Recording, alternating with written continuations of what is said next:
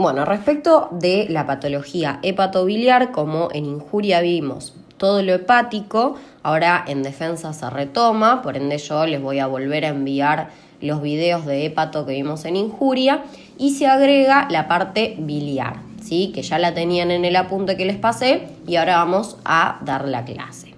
Entonces, hoy vamos a ver patología de la vesícula y de las vías biliares. Previo a hablar de la patología, vamos a hacer un breve repaso de la estructura y de la función normal de las vías biliares y de la vesícula. La vesícula entonces es un órgano hueco que tiene forma de pera con 9 centímetros de diámetro mayor longitudinal, es decir, de alto, 4 centímetros de diámetro mayor transversal, es decir, de ancho, y un espesor que tiene que ser menor a 3 milímetros y el volumen de 50 centímetros cúbicos. ¿Por qué es importante conocer las medidas de la vesícula? Justamente porque en la patología vesicular, principalmente en la colecistitis, vamos a ver un aumento del tamaño de la vesícula, pero principalmente un aumento de su espesor, del espesor de su pared, precisamente por el edema y la inflamación. Y nos va a servir como parámetro para comparar a nivel de los estudios por imagen, principalmente de la ecografía, para ver si es una vesícula normal o está afectada por alguna patología. En cuanto a su forma, se va a dividir en un fondo, en un cuerpo y en un cuello que se continúa con el conducto cístico. Y también tiene la bolsa de Hartmann. A este nivel, a nivel de la bolsa de Hartmann y a nivel del conducto cístico, vamos a ver que puede enclavarse un cálculo generando una clínica de cólico biliar, y si ese cálculo permanece obstruyendo el conducto de salida de la vesícula biliar por un tiempo suficiente, también puede llegar a producir una colecistitis. Por otro lado, la vía biliar se divide en una vía biliar intrahepática y en una vía biliar extrahepática. La vía biliar intrahepática va a estar formada, como habíamos visto en hepato, empezaba a nivel de los canalículos biliares, que no tenían pared propia, sino que se formaban a partir de las hendiduras de los hepatocitos. Luego sí, los conductos de Herring con sus paredes propias, con un epitelio cúbico. Luego los conductos biliares terminales, que son los que forman a las tríadas portales. Y luego los conductos hepáticos derecho e izquierdo. Obviamente en el medio se van a ir anastomosando los distintos conductos de calibre cada vez mayor, formando finalmente a estos dos conductos que son el hepático derecho e izquierdo. La vía extrahepática entonces va a estar formada por el conducto hepático común, que se forma justamente por la unión del hepático derecho e izquierdo, el cual al unirse con el conducto cístico, es decir, el conducto excretor de la vesícula biliar, forman el conducto colédoco o conducto hepatocolédoco, el cual va a desembocar a nivel de la cara posterior de la segunda porción del duodeno, en donde también en un 80% de los casos desemboca el conducto de excreción del páncreas, el conducto mayor o conducto de Wirsung, formando juntos una dilatación a este nivel que se denomina ampolla de Vater, la cual a su vez está rodeada por el esfínter de Oddi, que se forma a partir de fibras musculares lisas, longitudinales y circulares de la misma pared muscular del duodeno.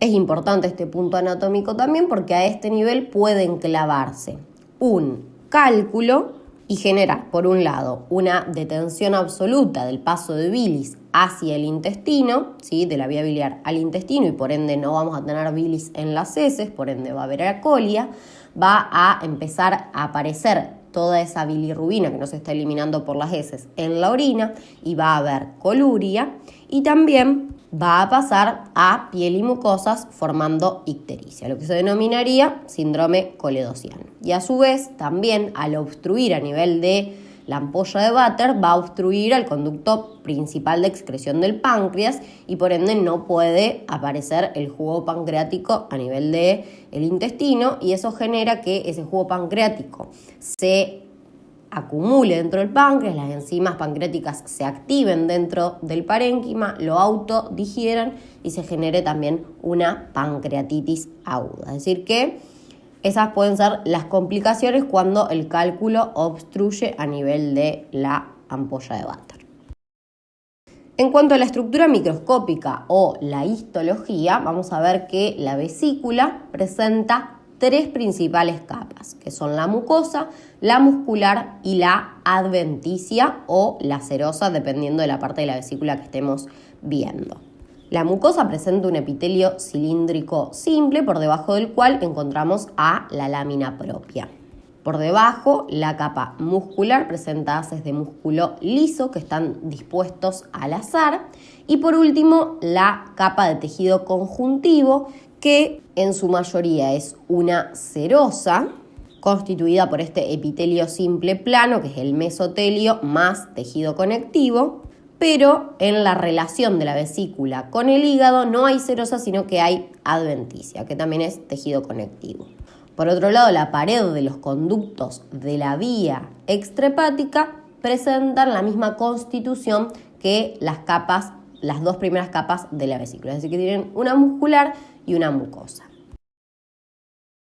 Bueno, ahora bien, ¿cuál es la función de la vesícula y de las vías biliares? Normalmente la vesícula actúa como un reservorio de bilis y también concentra a la bilis. Es decir, lo que hace es absorber agua del contenido de la bilis y por ende concentrar el resto de sus componentes. Acá abajo tenemos cómo está compuesta la bilis. Es un líquido, obviamente, que está producido y secretado por el hígado, almacenado y concentrado por la vesícula y que está formado por agua, sales biliares, fosfolípidos, proteínas, bilirrubina, colesterol, electrolitos y bicarbonato. Lo que hace la vesícula al absorber agua es generar una mayor concentración del resto de sus componentes. ¿Cuál es la función a su vez de esta bilis?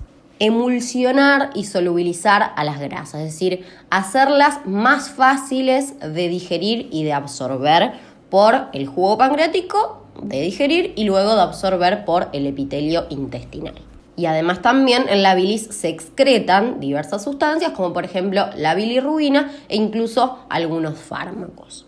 ¿Cómo es que se libera la bilis desde la vesícula biliar?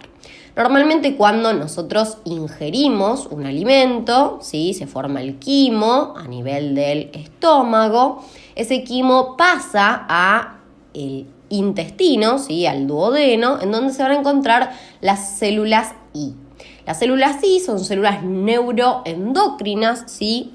Que, como lo dice su nombre, forman hormonas, secretan hormonas. En este caso, secretan colecistoquinina. La colecistoquinina lo que hace es, una vez que pasa a la sangre, llega a la vesícula y estimula la contracción vesicular. Al contraerse la vesícula, se libera la bilis, se secreta la bilis hacia el duodeno y favorece, justamente como les decía, la emulsión, digestión y absorción finalmente de las grasas. Y obviamente que la función de las vías biliares es la función de transporte de la bilis.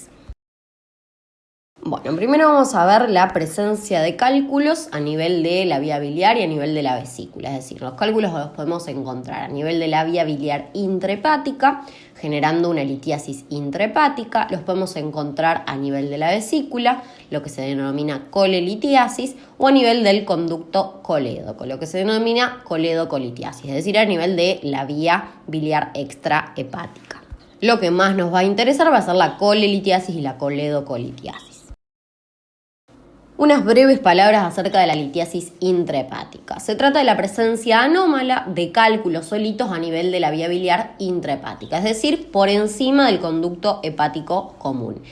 ¿Por qué pocas palabras les digo? Porque es una patología muy poco frecuente. En cuanto a su etiopatogenia, es decir, por qué se producen y cuál es su causa, los cálculos pueden ser primarios o secundarios. Primarios quiere decir que se forman dentro de la vía biliar intrahepática. Secundarios es que se forman en otro lado y migran de forma secundaria hacia este nivel. Los primarios se dan en el contexto de que se produzca una estenosis o una obstrucción de la vía biliar que disminuya la velocidad del flujo de la bilis y esto favorezca la proliferación de bacterias que bien pueden ascender desde la flora intestinal o puede ser que sean bacterias que están normalmente en la constitución de la bilis. En algunos casos la bilis tiene gérmenes, pero como son muy poquitos y se excretan hacia la vía intestinal, no generan patología. Pero cuando hay una colestasis o hay una obstrucción que no permite el flujo de la bilis, estas bacterias empiezan a proliferar y causar infección. En este caso, lo que hacen estas bacterias es desconjugar a la bilirrubina que ya estaba conjugada por el hígado. Y como lo hacen a partir de enzimas que poseen estas bacterias. De esta forma, esta bilirrubina no conjugada favorece la formación de cálculos de bilirrubina, que los vamos a ver en profundidad cuando veamos la colelitiasis. Mientras que, por otro lado, en la litiasis secundaria, los cálculos se forman a nivel de la vesícula y migran hacia la vía biliar intrahepática. Las dos cosas son muy poco frecuentes, tanto los primarios como los secundarios, ya que fíjense todo lo que tiene que pasar para que se formen los primarios, y en los secundarios fíjense lo difícil que va a ser que desde la vesícula el cálculo migre hacia arriba, o sea, antigravedad y anti todo. Por último, la clínica de estos cálculos va a ser una ictericia progresiva con vesícula flácida, porque no estaría afectada, ¿sí?, si los cálculos están solo a nivel de la vía biliar. Y en caso de que la obstrucción de la vía biliar intrahepática sea completa, lo cual sería súper poco frecuente porque fíjense que la vía biliar intrahepática es bastante abundante, puede producirse un síndrome coledociano, que es el que se produce con mayor frecuencia cuando se obstruye el conducto colédoco, y es el que se caracteriza por esta tríada clásica de ictericia, acolia y coluria, que se produce justamente porque no hay flujo de bilis hacia el intestino.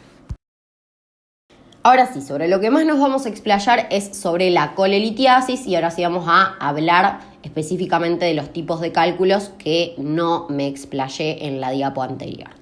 ¿Qué es la colelitiasis? La colelitiasis es la presencia anómala de cálculos o de litos a nivel de la vesícula biliar o del conducto cístico, es decir, del conducto excretor de la vesícula, debido a que a una alteración en la composición o el flujo de la bilis. ¿Por qué se dan estos cálculos? Se dan por una conjunción de distintos factores de riesgo que varían dependiendo del tipo de cálculo del cual estemos hablando. Para los cálculos de colesterol existen todos estos factores de riesgo. Los más frecuentes nombrados son los que forman las 4 F, de Female, Fertility, Fat y Forty. ¿Qué quiere decir? Que las mujeres multigestas, con obesidad y mayores de 40 años tienen un riesgo aumentado. Otros factores de riesgo son el consumo de anticonceptivos orales combinados, una dieta pobre en fibra soluble, una disminución de peso de forma rápida, el consumo de ocreotide, que es un análogo de la somatostatina, una lesión a nivel espinal, principalmente que afecte a la función parasimpática, una nutrición parenteral prolongada y factores genéticos. Ahora bien, ¿por qué cada uno de estos factores va a aumentar el riesgo de sufrir una colelitiasis? En el caso de ser mujer, de tener embarazos y de consumir anticonceptivos combinados orales, tenemos al papel de los estrógenos. Los estrógenos lo que hacen es estimular la actividad de la enzima 3-hidroxi-3-metilglutaryl-CoA reductasa, que es la enzima que controla la velocidad con la que se produce el colesterol, lo que conduce a una mayor producción de colesterol, aumentando el riesgo de que la bilis se sobresature con el mismo. Por otro lado, la progesterona, que se encuentra en abundancia durante el embarazo y que también forma parte de los anticonceptivos orales combinados, disminuye la contracción del músculo liso, también a nivel vesicular, lo que contribuiría a un éstasis de la vesícula, de la bilis dentro de la vesícula. Luego tenemos a la obesidad, que ¿por qué va a aumentar el riesgo? Porque generalmente las personas obesas tienen hipercolesterolemia, es decir, tienen un aumento de los niveles de colesterol en sangre y por ende también van a tener un aumento de los colesteroles en la composición de la bilis. Y la edad mayor de 40 años, que en realidad no tiene una explicación lógica como el resto, pero se sabe que epidemiológicamente es más frecuente.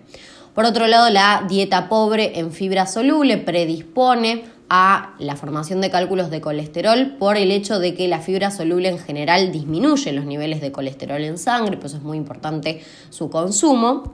Por otro lado, bajar rápido de peso, el ocreotide, la nutrición parenteral prolongada y la lesión espinal que afecte a la actividad parasimpática van a disminuir todos la motilidad vesicular generando éstasis a este nivel. ¿Por qué? Porque cuando se baja de peso rápido y cuando hay una nutrición parenteral prolongada hay una disminución de la secreción de colecistoquinina, porque cuando hay lesión espinal con lesión del parasimpático hay una menor contracción del músculo liso digestivo, porque esa es una de las funciones del parasimpático, y porque el ocreotide es un análogo de la somatostatina que normalmente disminuye la motilidad gástrica, duodenal y de la vesícula biliar. Y por último, los factores genéticos que pueden afectar, por ejemplo, generando una hipercolesterolemia familiar. Por otro lado, la etiopatogenia de los cálculos pigmentarios o de bilirrubina es completamente distinta y se va a producir por lo general en personas que sufren algún grado de hemólisis, es decir, de destrucción masiva de glóbulos rojos, con lo cual hay un aumento del metabolismo del hemo y una mayor producción de bilirrubina no conjugada o bilirrubina indirecta, o bien en aquellos que presenten una infección de las vías biliares. Como les dije anteriormente, estos microorganismos, que por lo general son los mismos que forman parte de la flora intestinal, presentan enzimas capaces de desconjugar a la bilirrubina que ya había sido conjugada a nivel hepático, aumentando las concentraciones en la bilis de bilirrubina indirecta, que es la que forma justamente los cálculos pigmentarios. En cuanto a la fisiopatogenia o el mecanismo de producción de los cálculos de colesterol, este conlleva 3 pasos, que son la sobresaturación de la bilis con el colesterol, la nucleación y el éstasis de la vesícula. ¿Cómo se sobresatura la bilis con colesterol? En condiciones normales, el colesterol se elimina junto con lecitina, que es un fosfolípido, y con ácidos biliares, formando lo que se denominan micelas mixtas. Un aumento en la concentración de colesterol y o una disminución en la concentración de estos otros 2 componentes y una disminución de la lecitina o de los ácidos biliares llevan a que la bilis se sobresature con colesterol. Como vemos en la imagen, tenemos a los ácidos biliares en violeta, a los fosfolípidos en azul y al colesterol en amarillo. Normalmente, los ácidos biliares y los fosfolípidos rodean al colesterol, haciéndolo más soluble en la bilis y por ende pudiendo eliminarse de esta forma, evitando que se sature la bilis con colesterol. Pero cuando hay colesterol de más o cuando hay fosfolípidos y ácidos biliares de menos, empieza a aparecer el colesterol solo, sobresaturando a la bilis. A su vez, si existe un aumento de factores pronucleantes, como son la mucina y las glicoproteínas, que son secretadas por las mismas células epiteliales que forman a la pared vesicular, el colesterol forma con las mismas cristales, en un proceso denominado nucleación. Si a esto le sumamos éstasis de la vesícula, es decir, una disminución de su motilidad, una disminución de su contracción, que puede estar causada por diversos factores, como decíamos anteriormente, una disminución rápida de peso, una nutrición parenteral prolongada, o bien el consumo de ocreotide o algún otro análogo de la somatostatina, una lesión espinal, la progesterona.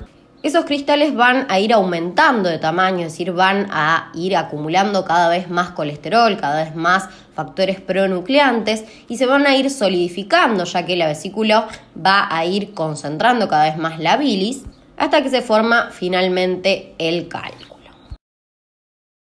Por otro lado, la formación de los cálculos de bilirrubina, los cálculos pigmentarios, conlleva 2 pasos, que son la sobresaturación de la bilis con bilirrubina no conjugada o indirecta y el éstasis de la vesícula.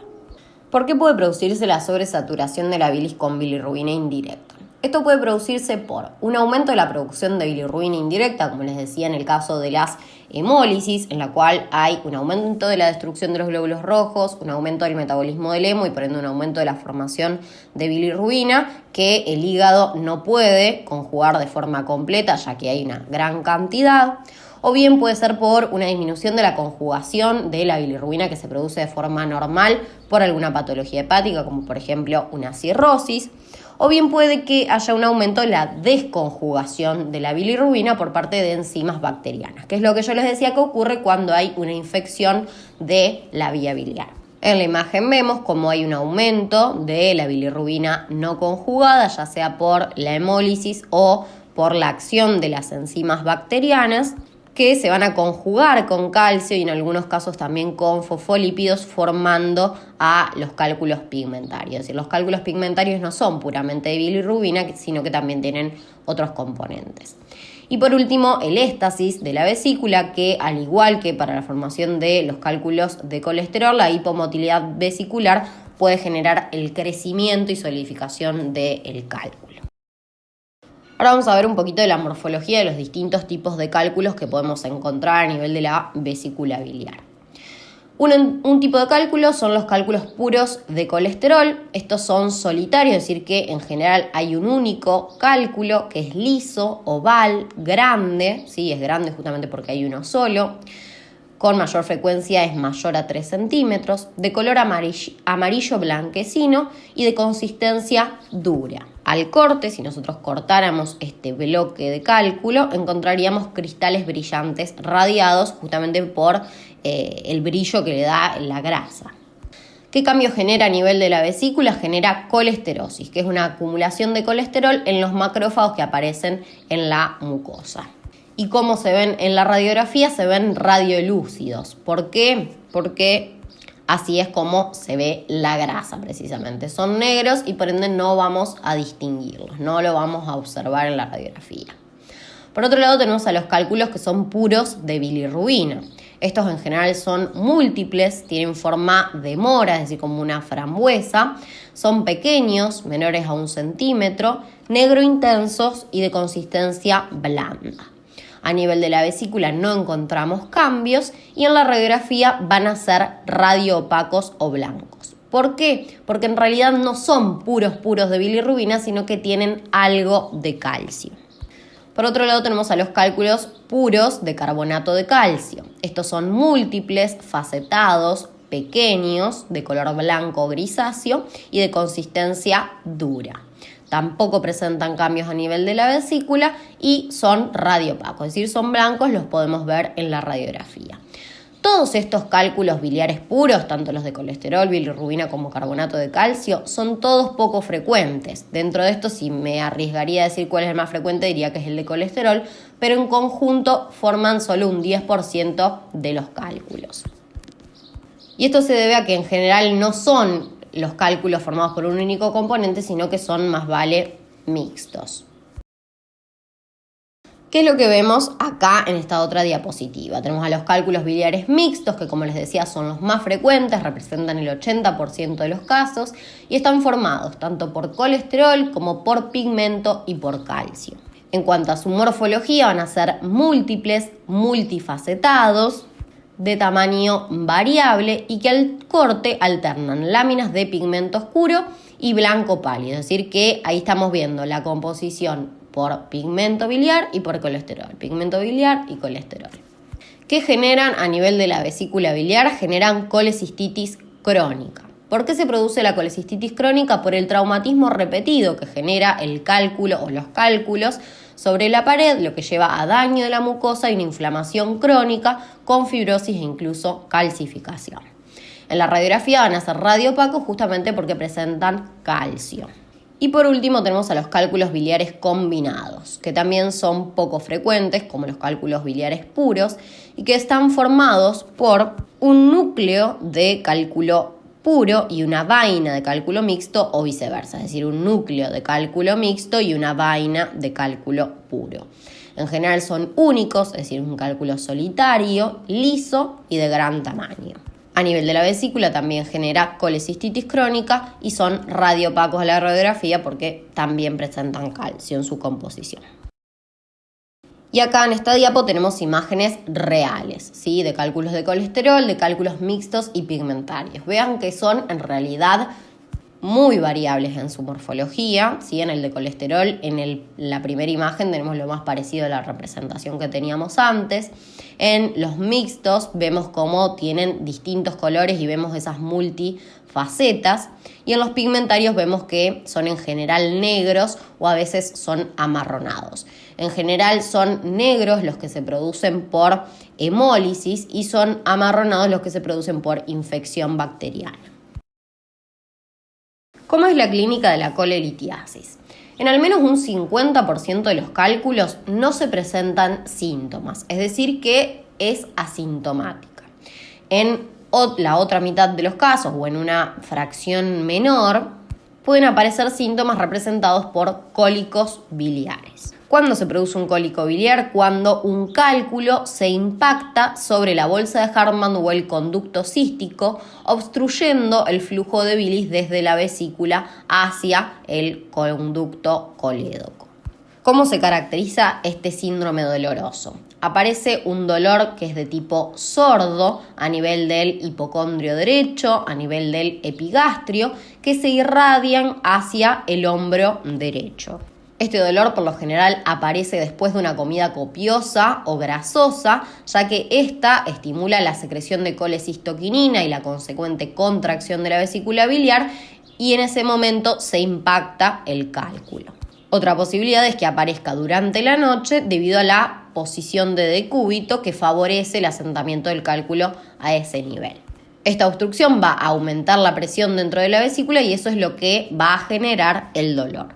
Además de ese dolor sordo, que en realidad no es cólico, sino que es un dolor más constante, obviamente hasta que se desobstruya la vesícula, puede acompañarse de náuseas, de vómitos y de sudoración profusa. Las dos posibilidades que hay es que el cálculo nuevamente pueda moverse y desobstruir el conducto, ya sea siendo secretado hacia el colédoco o con mayor frecuencia volviendo hacia adentro de la vesícula, o bien puede permanecer enclavado, generando luego una colecistitis aguda. ¿Cuáles son posibles complicaciones de la colelitiasis? Pueden ocurrir fístulas, coledocolitiasis, síndrome de Mirici, colecistitis aguda, colecistitis crónica con formación de vesícula en porcelana y cáncer de vesícula. Cada una de estas las vamos a ir viendo en las consecuentes diapositivas. ¿Cómo se realiza el diagnóstico? Va a estar dado por la clínica, en general si se presenta un cólico biliar, y por los estudios de imagen. El estudio de imagen por excelencia, el gold standard, va a ser la ecografía, en la cual vamos a poder observar la presencia de los cálculos que genera una sombra acústica, que es esa imagen hipoecogénica o anecoica detrás del cálculo o de los cálculos. En la radiografía de abdomen, que en general se va a realizar en todos los pacientes que tienen un abdomen agudo, que puede estar representado justamente por este cólico biliar, podemos o no observar a los cálculos dependiendo de su composición. Si estos cálculos tienen algún grado de calcio, van a poder ser radiopacos. Los únicos que en general no se ven son los que son cálculos puros de colesterol y que son poco frecuentes. En cuanto al tratamiento para el cólico biliar, es decir, para ese síndrome doloroso, vamos a dar analgésicos que sean un poquito fuertes, como por ejemplo el ketorolac, que es un AINE, y espasmolíticos como la buscapina, ¿sí? Que su nombre es el butilbromuro de escopolamina. El tratamiento definitivo para esto va a ser la colecistectomía, es decir, remover de forma quirúrgica a la vesícula. ¿Por qué podemos remover a la vesícula sin tener ningún tipo de problema? Porque lo único que hace la vesícula es almacenar y concentrar. Tranquilamente desde el hígado hacia el colédoco la bilis puede circular al duodeno y que no se vea afectada la absorción, la digestión de las grasas. Bueno, entonces les decía, como una de las complicaciones de la colelitiasis están las fístulas. Estas fístulas pueden darse con el conducto colédoco, con la piel del abdomen o con el intestino. ¿Qué es una fístula? Primero, es una conexión anormal entre dos partes del cuerpo. En este caso, obviamente, está involucrada la vesícula biliar y algún órgano o tejido más. En el primer caso, como les decía, la fístula entre vesícula biliar y conducto colédoco es el síndrome de Mirici tipo 2, 3 o 4, que lo vamos a ver después. También puede aparecer con la piel del abdomen, lo cual es poco frecuente, o con el intestino, que también es poco frecuente, pero es un cuadro clínico que tenemos que conocer. ¿Por qué? Porque ese cálculo que pasa de la vesícula al intestino puede generar un hilio mecánico, que se denomina hilio biliar. ¿Cómo es el proceso para que suceda todo esto?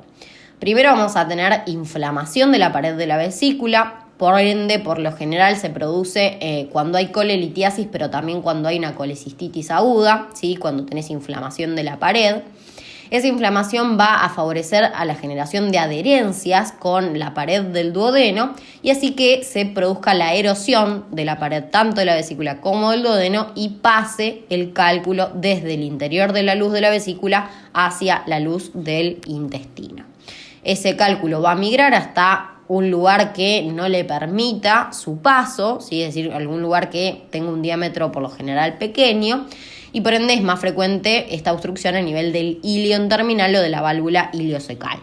El hilio es cuando hay una detención del tránsito intestinal. En este caso, esa detención del tránsito intestinal está dada por una obstrucción mecánica dada por este cálculo.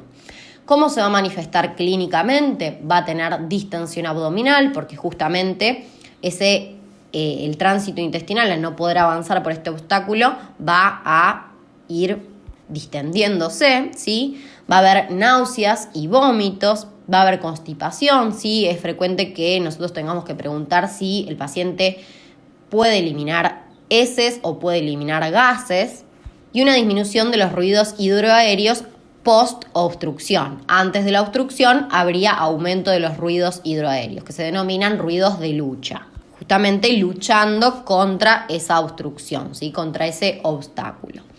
Además de la clínica, podemos hacer estudios por imagen. Lo más ideal sería una tomografía de abdomen, pero también, si no está disponible, se puede hacer una radiografía de abdomen de frente, en las cuales vamos a observar aerobilia, es decir, presencia de aire dentro de la vía biliar, ¿sí? Que se va a ver de tipo radiolúcido, se va a ver negro. ¿Por qué? Porque el intestino tiene aire y está en comunicación a vía libre con la vesícula y por ende con la vía biliar. Podemos ver el cálculo fuera de la vesícula, que va a estar precisamente a nivel intestinal, y vamos a ver la obstrucción, que se va a ver justamente como una distensión de las asas previas a la presencia del cálculo y una ausencia de aire post-obstrucción. Otra de las complicaciones de la colelitiasis es la coledocolitiasis, que también vamos a tener que estudiarla no solo como una complicación de la colelitiasis, sino como una patología en sí. La coledocolitiasis es la presencia anómala de cálculos o de litos a nivel de la vía biliar extrahepática, es decir, por debajo del conducto hepático común y hasta la papila o ampolla de Vater. En su etiopatogenia podemos decir que puede haber cálculos primarios o secundarios. Como les decía, los secundarios son los que son consecuencia de una complicación de la colelitiasis, pero también existe una coledocolitiasis primaria. En la primaria los cálculos se forman de novo a nivel de la vía biliar como consecuencia de que hay una estenosis, es decir, una obstrucción que por lo general es postquirúrgica, en la cual se forma una fibrosis con una obstrucción que genera éstasis, ¿sí? Genera infección por la proliferación de los gérmenes, como yo les decía, que pueden ascender desde la flora del intestino o bien pueden proliferar los poquitos gérmenes que hay a nivel de la bilis. Esa infección genera la desconjugación de la bilirrubina por las enzimas de las bacterias y la formación de cálculos pigmentarios. Si bien les digo que existe, es poco frecuente la coledocolitiasis primaria. En general es secundaria a una colelitiasis, cálculos formados dentro de la vesícula que migran hacia la vía biliar extrahepática. En más del 85% de los casos es así. ¿Cómo se va a manifestar clínicamente? Como les adelanté previamente, se puede generar un síndrome coledociano.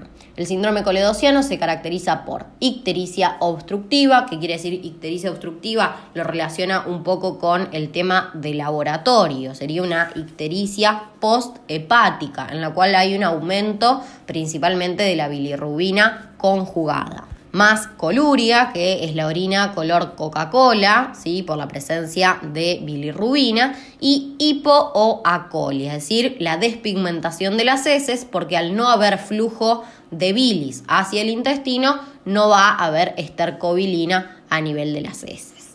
Y otra posibilidad es también que aparezcan cólicos biliares, porque esa obstrucción también puede aumentar la presión dentro de la vesícula y generar el síndrome doloroso.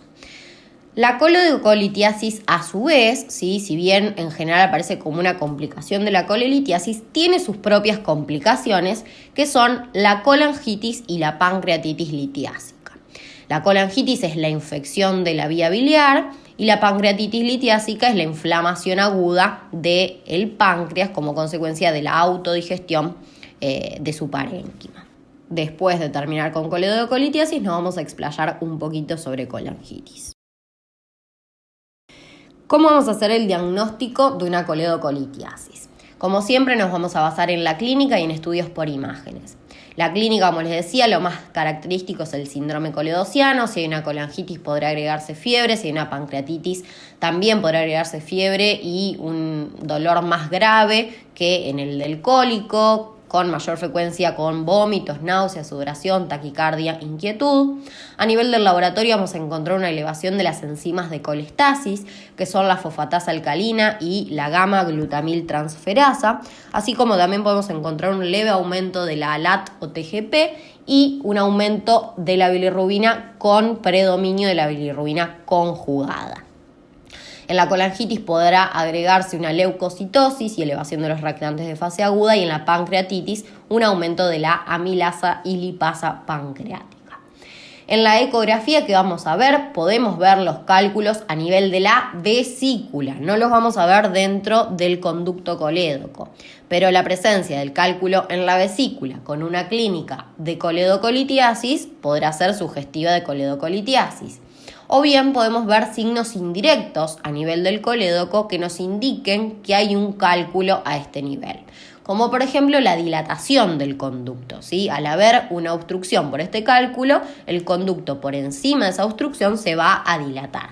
Esta dilatación, para ser diagnóstica, debe ser mayor de 6 milímetros en pacientes que no estén colectomizados, es decir, pacientes que todavía tienen su vesícula, o más de 10 milímetros en pacientes que ya no tienen vesícula, es decir, que fueron colectomizados en una etapa anterior, ¿sí? Porque generalmente tenían cálculos a nivel de la vesícula, se la sacaron y le quedó algún cálculo a nivel del colédoco.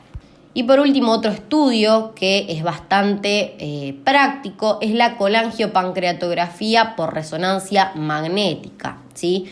Que va a poder hacer un diagnóstico muy preciso, o bien una colangiopancreatografía retrógrada endoscópica, que además de hacer diagnóstico puede hacer tratamiento con remoción del cálculo.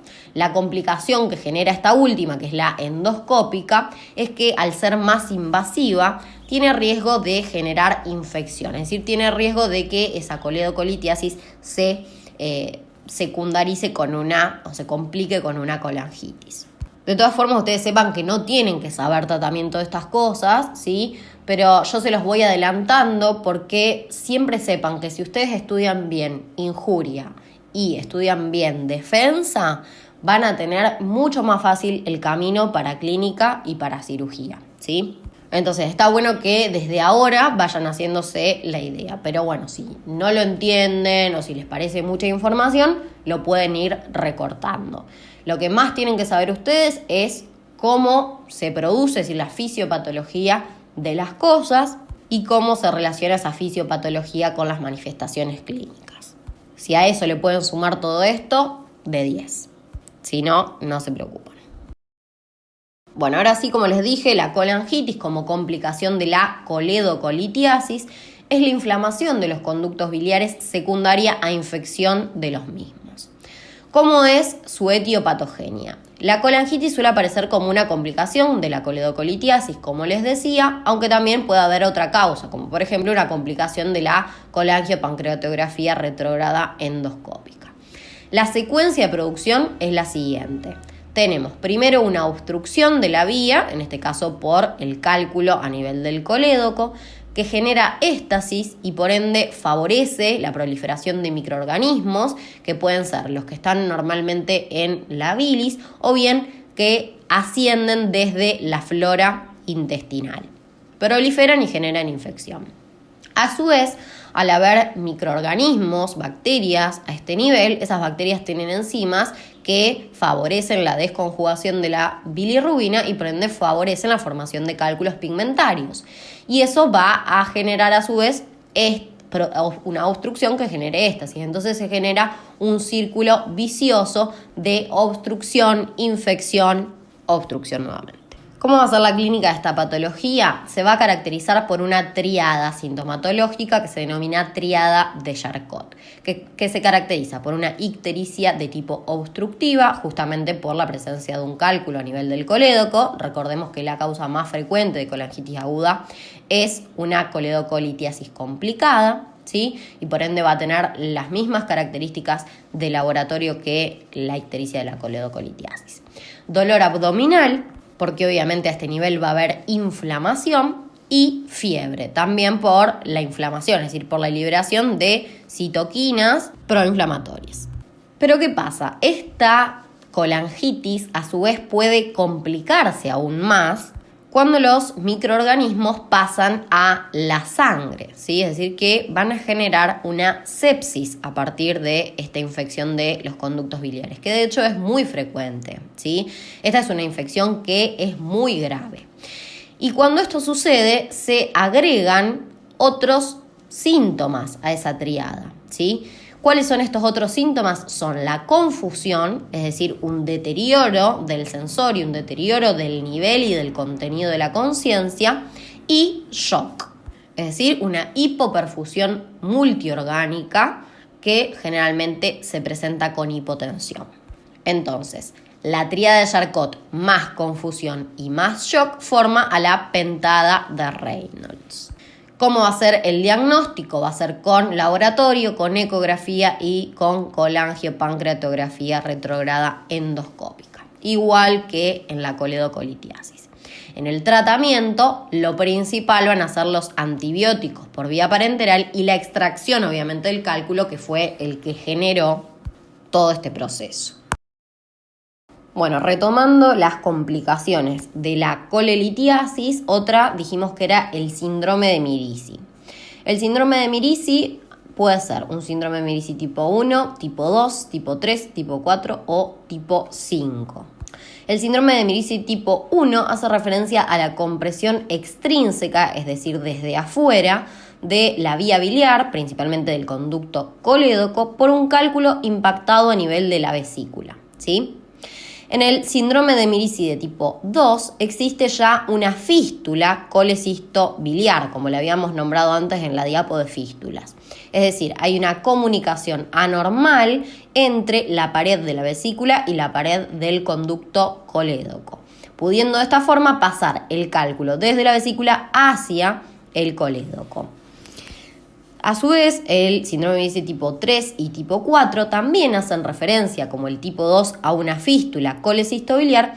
Lo que diferencia a estos tres es la afectación de la circunferencia de la vía biliar. En el tipo 2 solo se afecta 1/3 de la circunferencia, en el tipo 3 se afectan 2/3 y en el tipo 4 se afectan 3/3, ¿sí? Y el síndrome de Mirici de tipo 5 es cualquier tipo de síndrome de Mirici, es decir, un 1, un 2, un 3, lo que sea, al cual se le suma una fístula colecistoentérica, ¿sí? Es decir, la fístula entre la vesícula y el intestino, como les mostré anteriormente, que puede llegar a causar un híleo biliar. Otra patología que también puede surgir como una complicación de la colelitiasis es la colecistitis aguda, en este caso litiásica, es decir, inflamación aguda de la vesícula biliar secundaria a una colelitiasis, a la presencia de cálculos a nivel de la vesícula. ¿Cómo es la etiopatogenia? La secuencia de producción de una colecistitis aguda es la siguiente. Tenemos primero una obstrucción producida por el cálculo impactado a nivel del cuello, del conducto cístico o de la bolsa de Hartmann, la distensión de la vesícula y la inflamación de la misma, la cual va a estar dada por irritación química de la propia bilis, ¿sí?, por compromiso de la irrigación, porque al aumentar la presión dentro de la vesícula se comprimen los capilares, ¿sí?, que irrigan a la pared, y la sobreinfección, que puede estar causada por ascenso de las bacterias o proliferación de las mismas que aparecen a nivel de la bilis.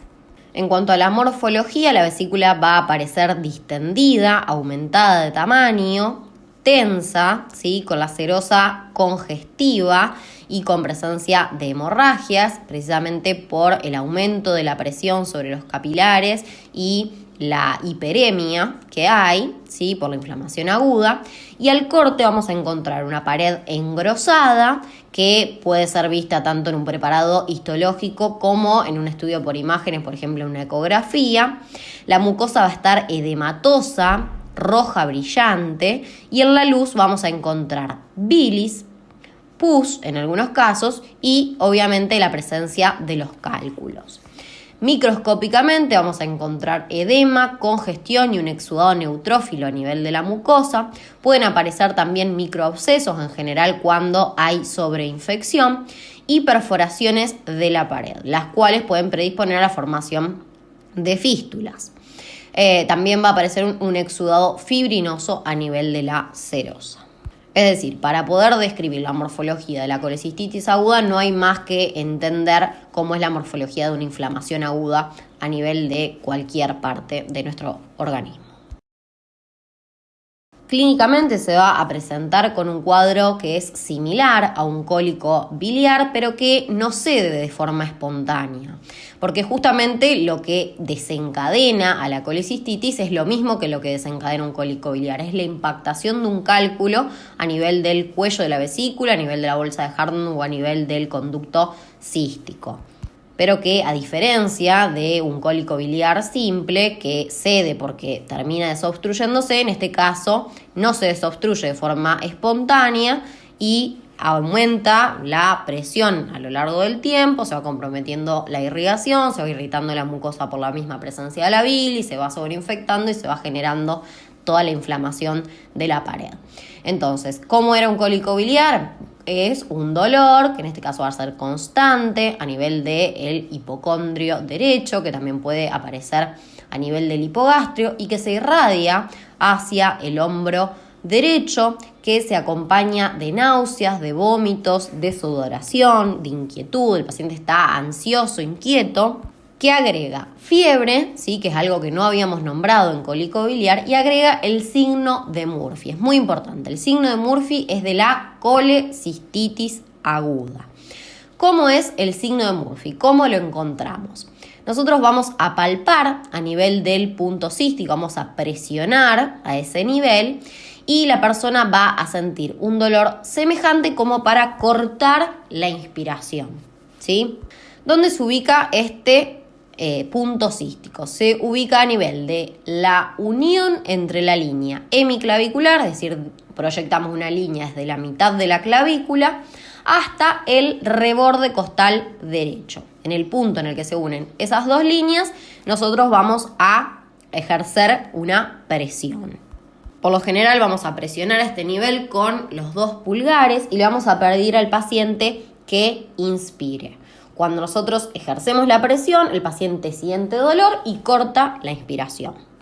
Para el diagnóstico, como siempre, nos vamos a basar en la clínica, en el laboratorio, que en este caso vamos a encontrar leucocitosis, aumento de reactantes de fase aguda y puede haber también algún aumento de fosfatasa alcalina, de bilirrubina directa, en general cuando hay cálculos también a nivel del colédoco. En la ecografía, que es lo más importante, vamos a ver un engrosamiento de la pared de la vesícula. en general mayor a 3 o 4 milímetros. Vamos a encontrar la presencia de los cálculos, que pueden también generar una sombra acústica, como yo les decía. Vamos a tener edema de la pared. Y otros criterios pueden ser un tamaño de la vesícula superior a 100 por 60 milímetros, es decir, 10 por 6 centímetros.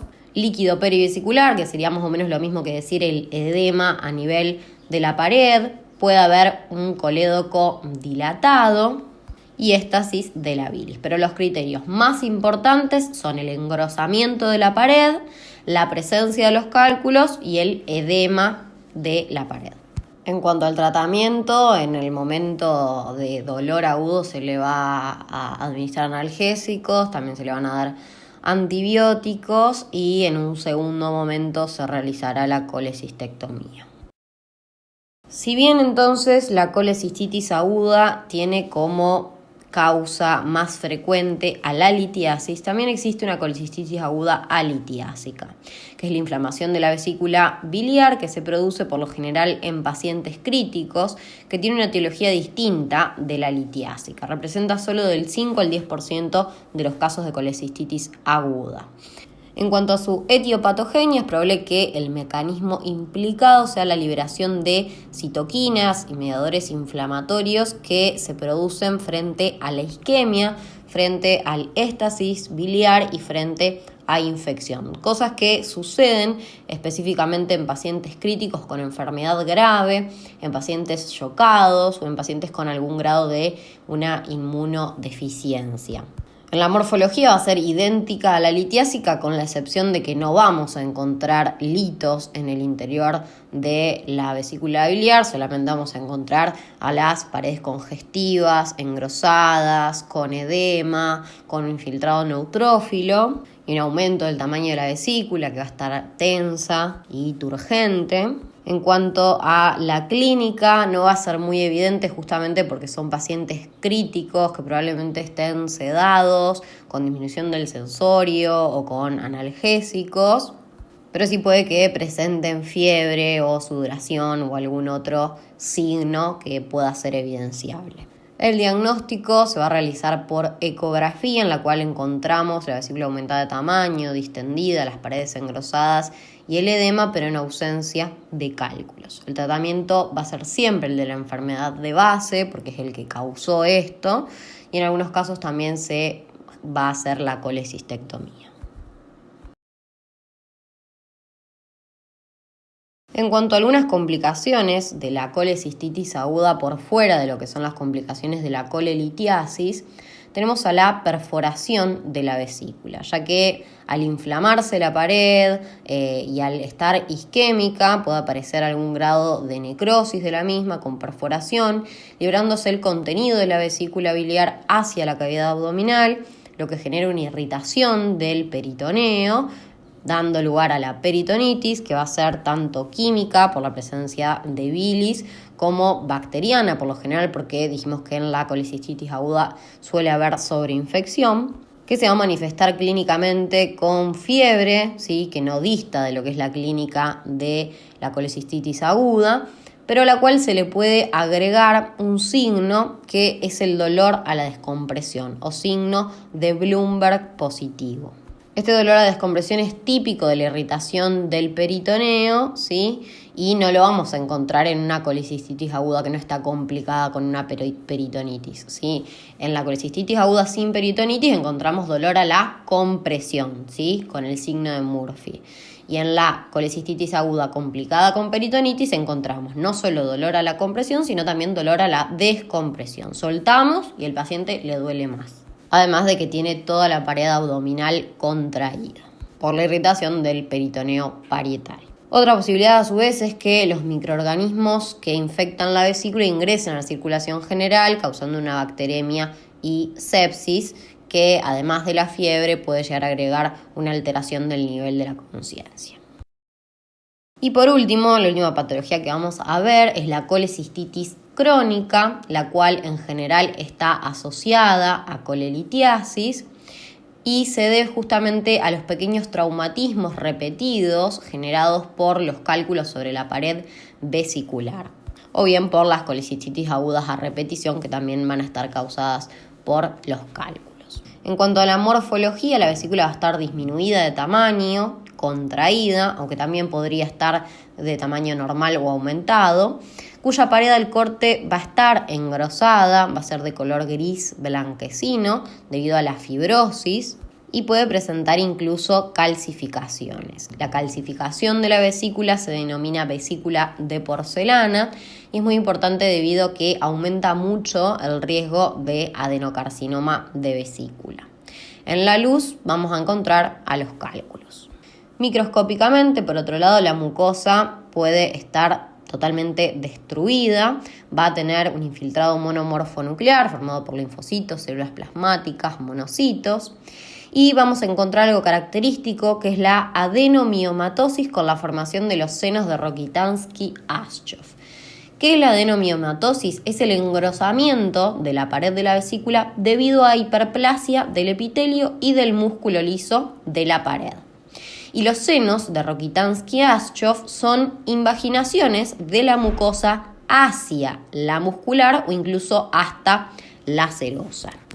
A nivel de estas invaginaciones pueden ir depositándose cristales de colesterol, bilis, barro, litos. Y a nivel de la capa subserosa y subepitelial, sí, que hay tejido conectivo, vamos a encontrar fibrosis. En la clínica, la colecistitis crónica no va a tener síntomas muy bien definidos, sino que por el contrario van a ser síntomas vagos, como una distensión abdominal, molestias epigástricas, un dolor sordo a nivel del hipocondrio derecho o a nivel del epigastrio, náuseas. Es decir, todos los síntomas de lo agudo, pero de una forma más leve, más sorda. Y en ocasiones también pueden producirse cólicos biliares por el paso de algún cálculo hacia el conducto cístico. El diagnóstico, como siempre, se va a basar en la clínica, en este caso no tanto porque es una clínica bastante inespecífica, pero sí en los estudios por imágenes y en el laboratorio. El laboratorio en la fase esta crónica suele ser normal o levemente alterado el hepatograma. Y a nivel de los estudios por imágenes, lo que va a ser importante, además de una ecografía que nos va a poder mostrar la presencia de los cálculos, el engrosamiento de la pared, realizar una radiografía o una tomografía que podrá determinar la presencia de las calcificaciones de la pared, que yo les decía, se van a ver radiopacas, porque constituyen un aumento del riesgo del cáncer de vesícula. El tratamiento, especialmente cuando existen estas calcificaciones, va a ser la colicistectomía.